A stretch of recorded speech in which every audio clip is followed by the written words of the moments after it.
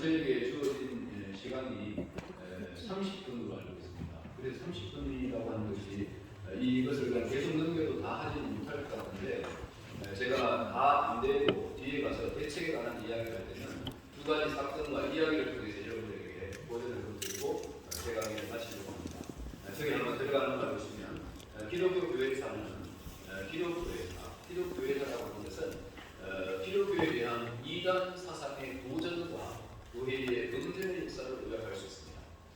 그러니까 1세기, 2세기 동안은 교회가 매우 순수하게 잘 다니는데 이제 313년 콘스탄티노플 밀라노 칙령에 의해서 기독교가 공인이 되면서 교회가 제도가 되었습니다. 그 제도가 되면서 영적인 부분을 상실했을 때 뭐가 생겨났는가 하면 분파들이 생겨났습니다. 그 분파들이 생겨나면서 그들이 강조했던 내용은 무엇인가 하면 교회의 순수성, 교회의 본질은 순수함이다, 거룩함을 지켜야 된다, 이런 이야기들이 이제 나오기를 시작했습니다. 그것을 우리가 분파라고 하고 이단이라고는 부르지 않지만 그와 같은 현상이 나타나게 된 원인은 도대체 무엇이냐? 그것은 기성교회의 문제점입니다. 기성교회가 안고 있는 문제가 결국은 무엇을 갖고 있는가 하면 이단을 산출하고 분파를 생겨나게 하는 근본적인 원인이었다. 저는 그렇게 진단합니다. 현재 2016년 2월달 통계에 우리나라의 이단 수가 106개고요. 그 다음에 사인이 그것이 한 120, 그 다음에 저기 있는 대로 스스로 하나님이라고 일컫는 사람이 40여 명, 그 다음에 이단에 속한 성도들이 한 200만, 이런 통계가 나와 있습니다. 정말 떨리지 아니할 수 없는 그런 모습으로 보여집니다. 여러분들이 기억하시는지 모르겠습니다. 우리나라에 2015년도에 인구조사에 의해서 기독교인들이 얼마나 나오는가 하면 950만이라고 나왔습니다. 그 950만 가운데 200만이 이단이면 750만이고요. 그 다음에 이제 가난한 성도들이 한 200만이라고 이야기하면 현재 550만 정도밖에 없습니다. 교인들이. 그럼 우리가 옛날에 4,000명이었을 때, 인구가 4,000명이었을 때 1,250만 정도를 이야기해서 25%를 이야기했는데 지금은 10%가 다 떨어진 상황입니다. 사실은. 이런 어떤 위기가, 그것은 이제 여러분들이 출산 때문에 오는 위기도 거기에 더 가중이 되어서 더 어마어마한 위기 현상을 우리에게 주고 있다. 아까 우리 질문하시면서도 하셨는데 이단 종파들은 왜 그러면 그렇게 급성장하느냐? 그들은 참된 대안은 아니지만 솔루션은 아니지만 저기에 있는 대로 그들은 분명한 무슨 해답을 갖고 있는 것처럼 접근을 합니다. 그 다음에 그 사람들은 그들의 어떤 다른 부분들을 긁어줄 뿐만 아니라 그들의 리더, 그들의 필요가 무엇인지를 알고 그 소원을 만족시키려고 하는 어떤 접근을 하기 때문에 이단들에게 가는 것이 훨씬 더 기성교회에 와서 문제 해결을 하는 것보다 더 좋다. 이런 결론을 내릴 수밖에 없는 것이죠. 이단 종파는 마음에 드는 인상을 주고 그 다음에 그들은 전도의 총력을 강화주고 오늘 우리 기성교회들도 정말 전도하느라고 애씁니다마는 그들만큼 조직적으로 하느냐, 여기에는 상당한 캐션을 가질 수밖에 없다, 이런 생각을 해봅니다. 그럼에도 불구하고 도전에 대해서 우리가 잘 응답만 한다면 우리에게 교회의 정체성을 확립할 뿐만 아니라 복음적인 어떤 신앙으로 성숙시킬 수 있을 것이다. 뿐만 아니라 신학의 발전을 가져올 것이고 나아가서 교회의 양적, 질적 성장도 동시에 기할 수 있을 것이다. 그런 어떤 소망과 함께 우리는 이 강의를 함께 나눌 수 있기를 바라겠습니다. 저는 본문고를 통해서 세 가지입니다. 키워드는 하나는 이단이 뭐냐, 그 다음에 이단의 판단 기준과 기관, 그 다음에는 폐해가 무엇이고 대책이 무엇인가, 그렇게 세 가지인데요. 저기 위에 있는 이단의 정체에 대해서는 나름대로 다 알죠. 교리적으로도 알고 다 압니다. 이제 판단 기준이 무엇인가 하나 가볼까요? 이단에 대한 거 저렇게 쭉 있습니다. 이단에 대한 거 하나님 것을 하고 있는 거 쭉 있는데 그거 다 개톨릭이 이야기하는 거, 칼빈이 이야기하는 거, 루터가 이야기하는 거 쭉 있는데 그건 여러분들이 그냥 보시면 다 알 수 있는 것들이고 저는 중요하지 않다고 생각해요. 근데 저기 이제 칼빈이 이야기하는 것 중에 제가 칼빈 대학교 교수님이거든요. 저는 또 제가 개인적으로 연구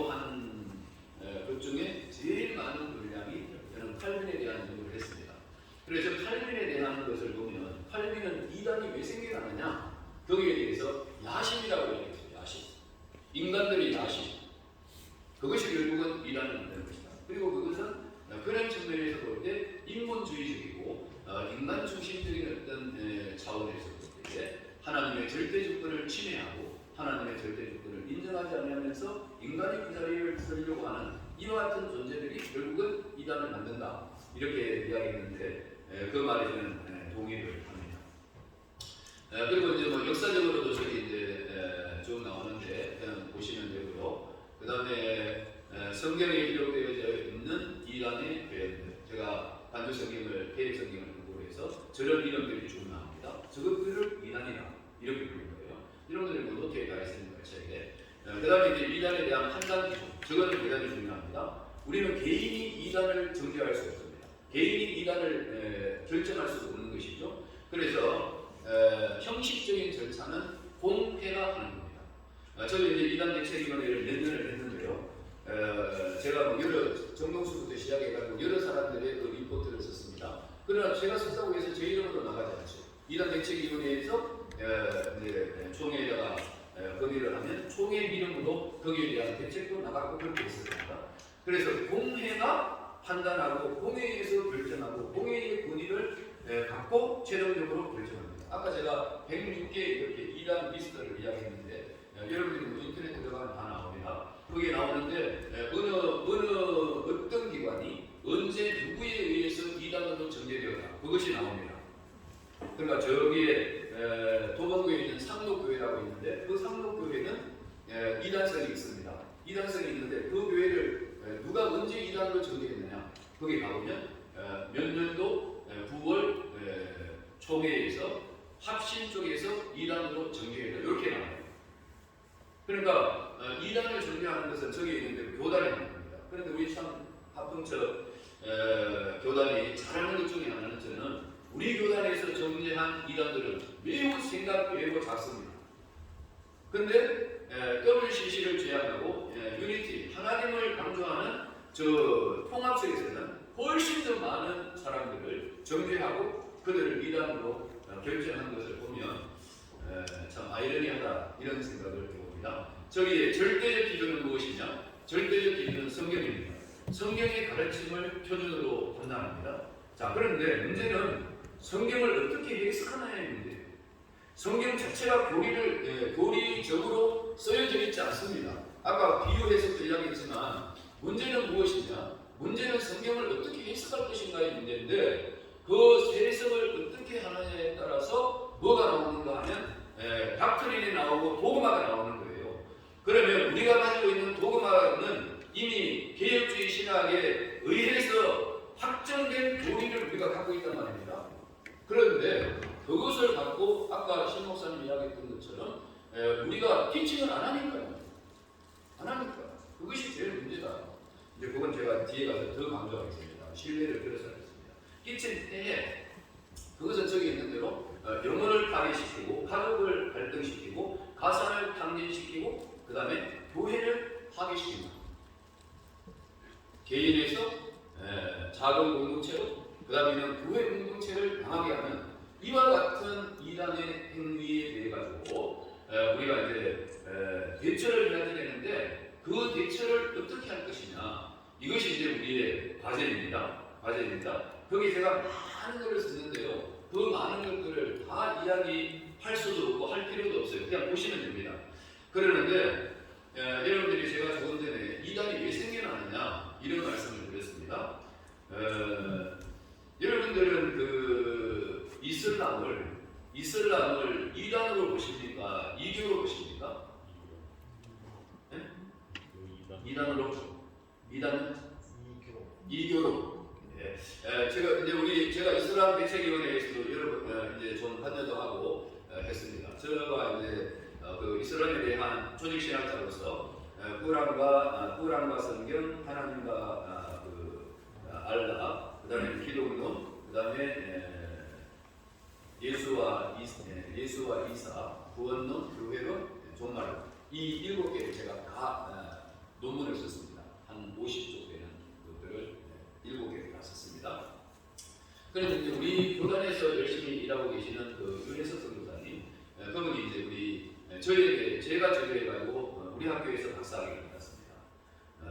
그랬는데 그것이 이제 2교냐 2단이냐의 문제에 이제 저는 우리 목사님처럼 2교로 봅니다. 제가 학교에서 비교 종교학도 가르치기 때문에 다른 종교로 취급을 하고 있는데 이제 혹자들 가운데서는 그것을 2단으로 봅니다. 그래서 제가 백보 양보에서 2단이라고 한다 할지라도 여러분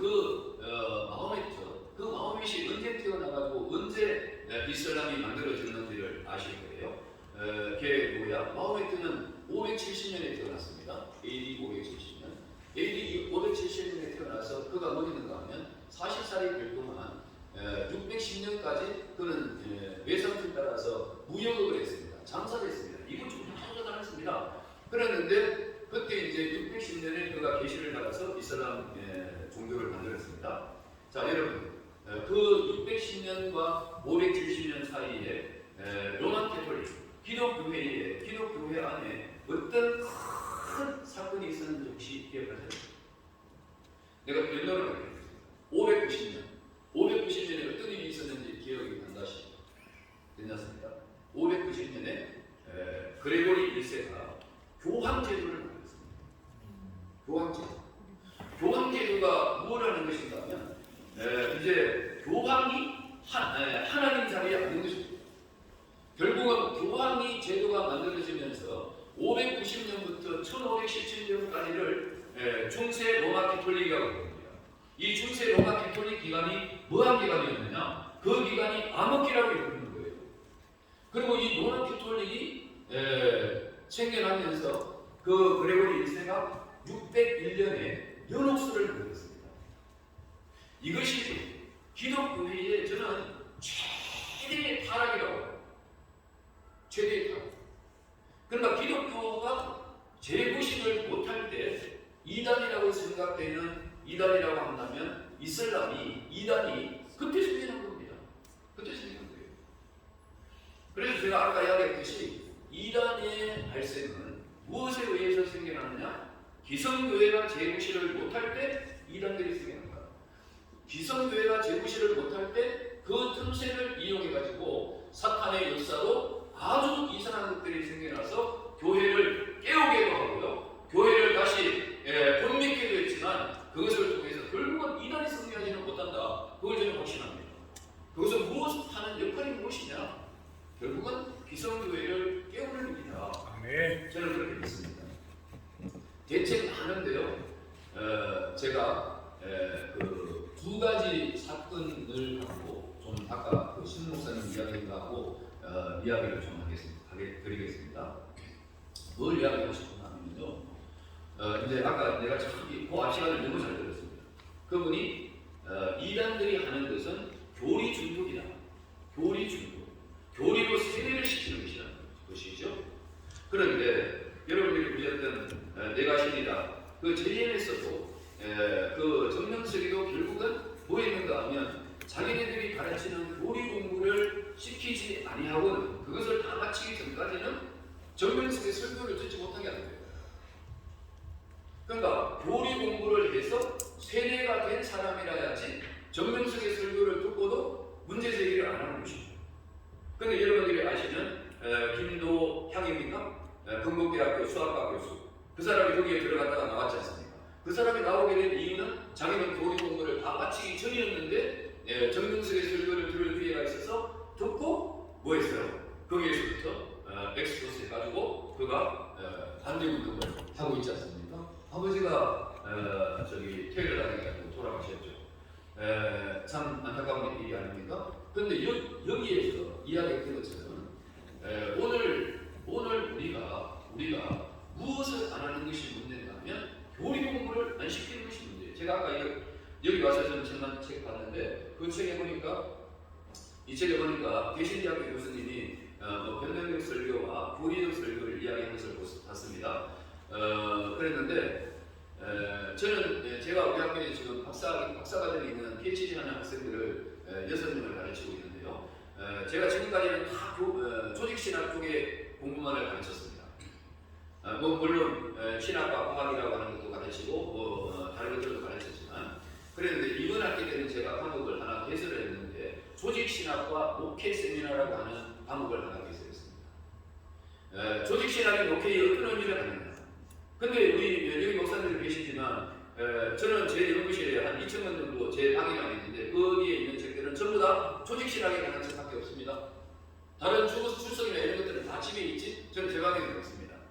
근데 여러분들의 서재에 가보십시오. 수천 권 되는 그 책들 가운데서 조직 신학 책이 얼마나 있으세요? 안 보시잖아요. 솔직히. 그러면 여러분들이 다 조직 신학을 마스터하셔서 안 보십니까?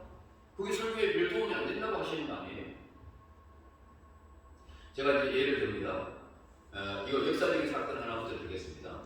여러분들이 다 아시는 16세기 종교개혁이 일어났습니다. 이거 대책입니다. 종교개혁이 일어났는데 종교개혁이 일어나가지고 종교개혁은 교리적인 개혁이었습니다. 독일이 교리적인 개혁을 했는데 그 교리적인 개혁을 해서 16세기가 지나가고 17세기가 왔을 때에 17세기에 독일에는 무슨 운동이 일어났는가 하면 경건주의 운동이 일어났습니다. 경건주의 운동이 일어나서 경건주의자들이 외쳤던 한마디는 무엇인가 하면 이것입니다. 기독교는 교리가 아니라 생활이다 이렇게 이야기했어요. 기독교는 뭐라고요? 교리가 아니고 생활이다. 그러니까 교리를 갖다가 도외시했습니다. 교리를 중요하게 여기지 아니했습니다. 그리고 이제 삶을 이야기했습니다. 저도 제자훈련 논문도 썼고 제자훈련에 깊은 관심도 있고 지금도 하고 있습니다. 삶을 강조하는 건 너무너무 중요합니다. 그러나 거기서 무엇을 전제하느냐? 교리를 전제하지 않으면 안 되는 거예요. 그러는데 독일 교회가 100년 동안을 교리에 무관심했습니다. 산만을 강조했습니다. 그래 가지고 17세기가 지나가면 몇 세기가 오겠습니까? 당연히 18세기가 오겠죠. 18세기가 왔습니다. 18세기에 어떤 일이 일어났나요? 18세기에 계몽주의 운동이 일어났습니다. 합리주의 운동이 일어났습니다. 그것을 독일 교회가 감당했습니까? 한번 못했잖아요. 그러니까 이성을 갖고 달려드는 그들을 교리적인 교육이 안 되어 있던 독일 교회는 전혀 감당할 수가 없었어요. 그래서 그 결과가 무엇이냐? 그 결과가 19세기에 이성에 의해서 지배되어지는 신학에 의해서 완전히 잠식된 겁니다. 그 신학이 무엇입니까? 그 신학이 자유주의 신학이에요. 그 신학이 자유주의 신학입니다. 결국은 한 세기 동안에 교리를 강조하지 않았을 때 그 다음 세기는 무엇이 왔느냐? 신학적 자유주의가 왔다는 거예요. 신학적 자유주의를 독일 교회가 그 뒤에 이길 수 있습니까? 지금까지 전혀 감당하지 못합니다. 저는 제가 제자훈련을 하는 사람이라고 했어요. 저도 80년도부터 제자훈련을 했습니다. 했는데 우리나라 한국교회가 그 옥가는 목사님이 76년도에 시작했으니까 80년도 그때는 부흥의 기간이고 그때 제자훈련을 했습니다. 그것을 시작해가지고 교리 공부 안 시키면서 계속 왔습니다. 한 세기가 가고 있습니다. 30년이 이미 지나갔죠. 지나가고 지금 또 새로운 한 세기가 가고 있는 중인데 이것이 한 세대가 가고 있는 중인데 한 세기가 지나갔을 때에 한국 교회가 어떻게 되어져 있을까? 이것을 저는 조직 신학자로서 염려하고 있습니다. 그래서 제가 이런 과목을 정하면서 너희가 조직 신학적인 설교를 해라. 교리 설교를 해라. 학생들에게, 목사님들에게 그걸 제가 강조를 하면서 여러분들이 잘 아시는 개혁주의의 요람이라고 일컬어지는 네덜란드가 기독교가 국교 아닙니까? 국교였는데 그 국교가 뭐 되어 있습니까? 타락했습니다. 그래서 여러분들이 아시는 아브라함 타이커 그가 CRC 그 개혁교회를 세웠습니다. 개혁교회를 세우면서 그가 1880년도에 뭐 했습니까? 우라야냐 자유대학을 설립하면서 영역축발이라고 하는 제목을 갖고 어마어마한 강연을 하고 그러면서 그 사람이 강조했던 것이 무엇인지 아세요? 그 사람이 아브라함 타이커가 강조한 것이 이걸 강조했습니다. 하이델베르그 요리문화, 벨직 신앙 고백서, 그 다음에 돌트 신경 이 세 가지를 3년마다 한 번씩 강의를 하라고 했어요. 3년마다 한 번씩 교회에 가르치라고 얘기했어요. 그 교회는 교리적으로 튼튼한 교회로 서 있습니다. 여러분들이 하이델베르그 요리문답, 이제 우리는 웨스트민스터 요리문답을 더 강조하고 더 중요하게 얘기지만 그 파란 교회는 웨스트민스터 신앙고에서 보지 않습니다. 지금의 미국의 칼빈 대학교 있지 않습니까? 그 칼빈 테올로지컬 세미나리에서도 웨스트민스터 신학문에서 보지 아니하고 하이델베르그 요리문답을 봅니다. 하이델베르그 요리문답 여러분들이 저 서점에 가시면 어떻게 되어 있는지 아십니까? 학지각성도 해설서도 이렇게 있고요. 정의용 목사님이 총장님이 쓴 것도 있고요. 다른 사람이 쓴 것도 많이 있습니다. 그 하이델베르그 요리문답이 129문으로 되어 있습니다. 129문으로 되어져 있는데 그 129문으로 되어져 있는 것을 52주에 52번 설교할 수 있도록 다 이렇게 만들어놨습니다. 1문부터 3문까지, 뭐 4문부터 5문, 6문, 7문, 8문 이런 식으로 해가지고 129개를 52주로 다 나눠놨어요. 거기에 아까 신현욱이죠. 신 목사님께서 말씀하셨던 거 우리가 가지고 있는 루이스 올폼이 만든 조직 신학의 순서에 따라서 하이델베르그 요리문답도 다 되고 있어요. 성경에 관한 거, 하나님에 관한 거, 인간에 관한 거, 그리스도에 관한 거, 구원에 관한 거, 교회에 관한 거, 종말에 관한 거 그것을 갖다가 질문 형식으로 쫙 만들어 갖고 129문으로 되고 있습니다. 여러분 목사님들 그거 주일 저녁 설교 그냥 하시면 되지 않나요? 정말 성령마다 한 번씩 돌아가면서 여러분들이 어떻게 저기 성도들에게 교리 공부를 시키겠습니까?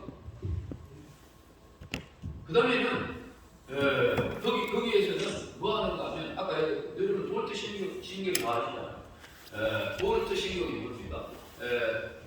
볼트 레이트라고 하는 곳에서 알미니안주의자들이 문제 제기해가지고 만든 튤립이라고 하는 거 TULIP 칼빈주의의 구원론에 대한 것이 핵심 아닙니까? 그것을 그들이 3년마다 가르치더라고요. 베를린 신학법에서 우리에게 아주 좋은 신학법이 있습니다. 그거를 가르치라고 했습니다.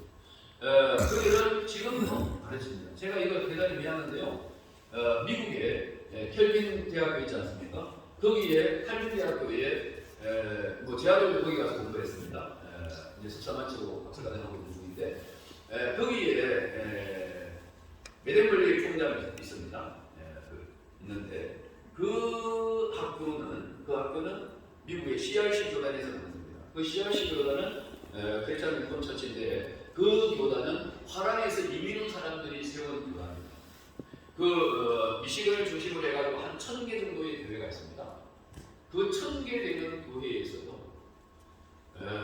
칼빈 대학교에 1년 동안에 얼마를 지원해 주느냐 놀라지 마십시오. 1000억을 지원합니다.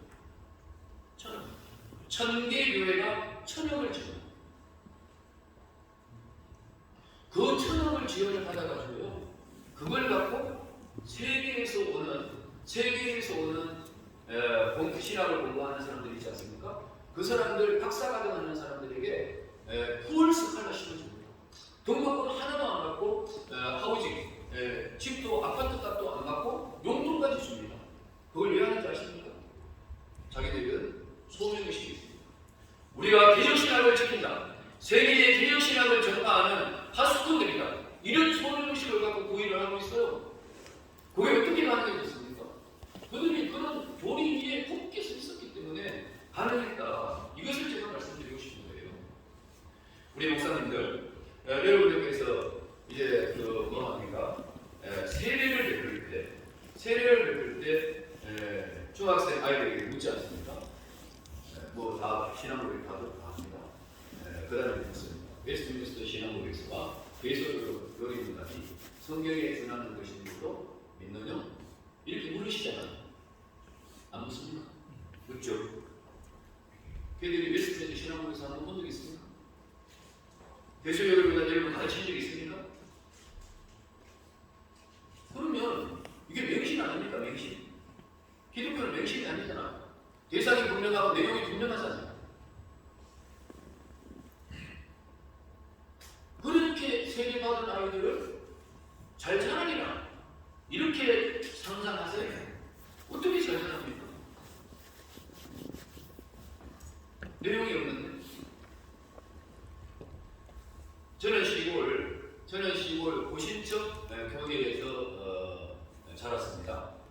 중학교 때 교회를 다녔습니다. 저희 부모님은 안 믿었습니다. 그래서 나갔는데 그 교회는 매일 주일 날마다 봉사봉사를 하셨습니다. 전도사님께서 공과 공부를 하고 몇 명 안 됐기 때문에 매일 지난주에 얼마를 성경을 읽었는가를 보고를 했습니다. 저는 1년에 한 번씩은 성경을 읽었습니다. 중학교 때. 그러니까 그걸 그래프를 만들어 놓고 그래프를 만들어가지고 이렇게 이름 적어놓고 그래프를 올리는 겁니다. 그러니까 그거를 지난번에 창세기 5장까지 읽었는데 이번에는 15장까지 읽었습니다. 50장 다 읽었습니다. 이걸 매주간 보고를 합니다. 그렇게 해서 교육을 받았고요. 제가 교육전도사로 있을 때, 저도 80년대에 교육전도사를 했습니다. 교육전도사를 할 때에 그때 저는 주보, 그 중고등부 주보를 이렇게 6년을 그렇게 척쳐가지고 6문으로 된 주보를 만들어서 사용했는데요. 여기에다가 맨 뒷면에는 뭘 적었는가 하면 소유리 문답은 107문 아닙니까? 107문이니까 2개씩 아니면 3개 몇 번을 적으면 52주 1년 동안을 다 적을 수가 있습니다. 그걸 걔들이 보느냐 안 보느냐 그거를 점검을 합니다. 그러나 거기에 뭐 많은 설명은 필요가 없습니다. 우리에게 있는 거하고 올려주고 간단한 설명만 해도 이제 했었습니다. 그런데 지금 이제 우리 한국교회도 삶을 강조하는 생활을 강조하는 그런 어떤 교육을 시키다 보니까 그런 교육 안 하잖아요. 저는 원래는 저 칼빈의 성화론을 내가 박사학위를 했었습니다.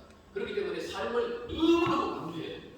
그런데 삶이라고 하는 것과 신앙이라고 하는 것은 교리라고 하는 것은요 세퍼레이트 된 것이 아니에요. 분리된 것이 아니에요. 절대로 아닙니다. 이것이 없이는 나타날 수 없는 거예요. 속에 있는 것이 나오는 거, 생각하고 있는 것이 나오는 것이 안에 든 게 아무것도 없는데 어떻게 나오겠습니까?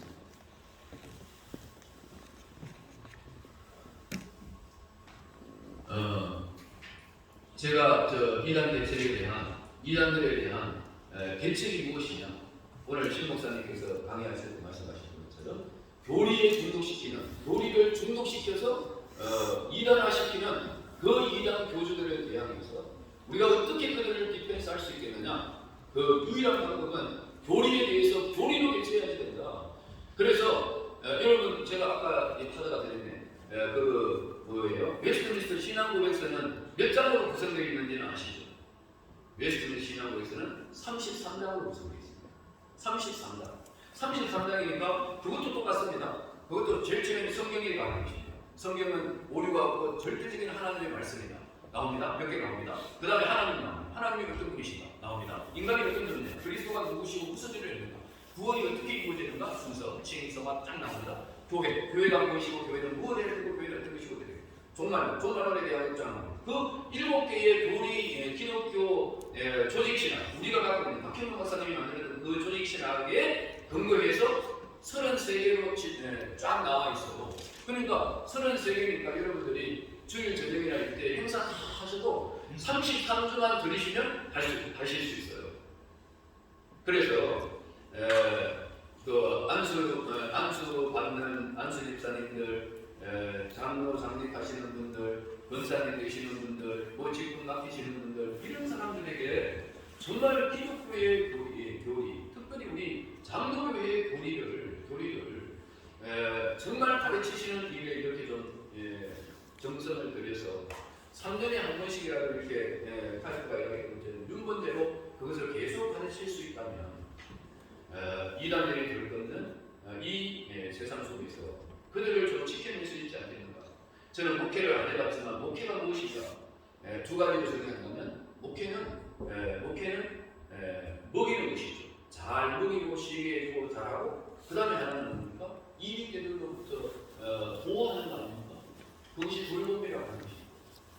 성도들을 보고만 해서 말씀만 해서 지켜나가는 것 그런 생각을 해봤습니다. 오늘 여기 있는 것들은 여러분들이 뭐 읽으시면 다 아실 수 있는 것들입니다. 제가 그냥 전에도 썼던 거 제가 정리하고 드리는 겁니다. 한번 읽어보시면 안 읽어보실 겁니다. 안 읽어보셔도 괜찮습니다. 안 읽어보셔도 괜찮습니다. 괜찮은데 제가 오늘 내가 이렇게 열을 올린 그 교리를 그래서 여러분들이 한번 가셔가지고 그 하이델베르그 요리입니다. 한번 사보세요. 요만큼 된 거요. 아주 쉽게 되어 있어요. 설교 준비 따로 할 필요가 없어요. 여러분 목사님들 다 하시는 거예요. 그런데 그것을 가르쳐 주시면 교인들이 성도들이요 조직신학 과학 공부를 다 한국 것 같아요. 다 한국 것. 네, 올해가 지금 아직 3월달밖에 안 됐으니까 한번 계획해 보시고 원래 못하시는 계획 이미 계획되어 계시면 내년쯤만 한번 여러분들 고민해 보셔서 우리 정말 합동처 교회가 이렇게 교리를 좀 무장하셔가지고 정말 수준 있는 그런 어떤 성도들을 만들어내는 계기가 되었으면 너무 좋습니다. 너무 제가 예를 들어서 죄송합니다. 잘 들어주셔서 고맙습니다. 감사합니다. 시간이 너무 질문 없을 줄 알고 질문이 있습니다. 질문 있으세요? 네. 열정적으로 질문해 주십시오. 네. 오늘 2단 세미나니까 질문을 좀 하고 답을 하면 좋을 것 같습니다. 근데 지금 나한테 저를 보고 하지 마시고 네, 교수님 올라가시죠. 내가 답해야 되는 다리가 떨려요. 우리 2단의 그 2단이 교회에 끼치는 폐해에 대해서 말씀하셨는데, 그러면 2단을 한마디로 왜 2단이 교회에 그런 영향을 끼치는지, 2단의 목적이 뭔지, 이단의 목적은 교회를 파괴시키는 거죠. 그러니까 왜 파괴시키냐고 그 사탄의 역사죠. 네? 사탄의 역사죠. 2단이 왜 교회를 파괴시키고 분명한 해답을 주고 사람의 원하는 것을 충족시켜주고 마음에 드는 사람의 마음에 또 전도에 주는 강력한 원인. 예, 그걸 오해하시면 안 되고요. 그것은 그렇게 보여지는 것입니다. 실제로 그렇다는 것이 아니고, 교회 미성교회에 와가지고 생활을 하면서 부족함을 느끼는데, 불충족한 것을 느끼는데, 거기에 가면 채워줄 것이라고 이 사람들이 생각하는 거예요. 실제는 채워지는 것이 아닌데, 그러니까 이단이 그걸 채워주려고 하는 것이 이단입니까? 그것을 채워주려고 하는 것이 이단이죠. 그 이단의 목적입니까? 그러니까 교회 안에 있는 문제 있는 사람들을 쑤셔서 그 사람의 문제를 해결해주고 그 교회를 다니시다. 오케이, 교수님. 네. 그걸 채워주려고 이단이 존재하는 거니까 이단은 그걸 채우려고 하면서 다른 분명한 목적이 있습니다. 아니 그게 다른 목적이 있죠. 있지요. 그건 우리가 현상적인 것이라고 말씀드립니다. 그러니까 제가 볼 때는 현상보다는 원리, 원인 중요. 이단이 왜 이단으로 무엇을 원하는지, 그들의 목적이 뭔지 그 질문하고 있고, 두 번째요. 지금 교리 문제를 강하게 말씀하셨는데, 네. 교리와 사상이 가까워 보십니까? 그렇게 교리와 사상 같이 보십니까? 사상이요? 네. 아니죠. 사람의 사상을 전혀 사상과 어떻게 맞습니까? 교리는 성경을 공부를 해가지고 공회가 이단이 가지고 있는 교리만. 이단의 교리가 됐다고? 이단의 교리를 사상으로 보십니다. 이단의 교리를 그거는 성경을 혹해가지고 만들어낸 자작극이죠. 네, 제가 그다음 질문하려고 했는데 그렇게 답을 하셨어요. 오늘 이저 세미나니까 좀 제가 좀 뭐랄까 좀 심도 있게 질문을 드리려고 합니다. 그래서 그러는데 그러면 막혀서 안 되겠는데 그러면은 저는 그 예를 들어서 사회도 공산주의 사상, 또 사회주의 사상, 민주주의 사상 이런 사상은 결국은 바른 사상, 필요한 사상이 결국은 이기는 것인데 우리가 교리로 따져서 이단의 교리와 성경적인 교리로 따졌을 때에 진짜 하나님을 섬기고 모시고 바른 신앙과 믿음의 교리는 결국 이긴다는 것이 역사 아닙니까? 그런 과정에서 이단들이 활동하기 위해서 오히려 이단의 활동을 통해서 우리 전통 성경적 교회가 하나님 앞에서 오히려 더 잘 쓸 수 있는 기회로 만드는 것이 어떤가? 그것이 해결책이 아닌가? 그걸 제가 말씀드렸잖아요. 그러니까 이단들이 일어나는 것, 이단의 그 궁극적 승리는 없을 것이다. 그러나 예수님이 말씀하셨듯이 말세에 이단이 일어나가지고 그들을 통해서 기성교회를 강화시키고 우리를 정신 차리게 하는 거 아닙니까? 네, 교수님. 그러면 그것을 교리 싸움으로 가져가지 말고 우리 교회가 오히려 더 구원의 확신과 그 구원의 확신을 받은 성도들에게 확실한 구원의 확신에 관한 성경적 체계를 바로 가르치는 것이 그것이 이단과의 싸움에 이기는 방법이 있어요. 그걸 제가 가르치라고 했잖아요. 그것이 웨스트민스 신앙 고백서고 하이델베르크 신앙 요리문답이에요. 그것을 가르치면 그것 자체가 무장이 된다고 그것은. 자, 네, 그래서 맞습니다. 감사합니다. 결정적인 강의와 저력이 다시 한번 되겠다. 이로써 제107회기 총회 유단 대책 세미나 번역별 서울 서북 지역 모든 결정을 마치려고 합니다. 광고에 있으면 총회 광고하시고 이어서 마무리로 위원장 되시는 김용대 목사님 가운데 기도해 주시고 마치겠습니다. 우리 이재일 위원들과 전문위원들은 교회 앞에 차가 되게 있습니다. 마치면 차로 승차해 주시면 되겠습니다. 제가 설교가 뭐냐라고 했는데 설교는 교를 말하는 것이 설교다. 교회를 말하는 것이 회양감대 보면 제 지론처럼 그렇게 하고 있는데 수가 오늘 목사님 교수님이 강의 하는 것에서 기도하겠습니다. 하나님 아버지 3차 서울 서북 지역 세미나를 마칩니다. 저희들이 많은 분들이 참여하지 못해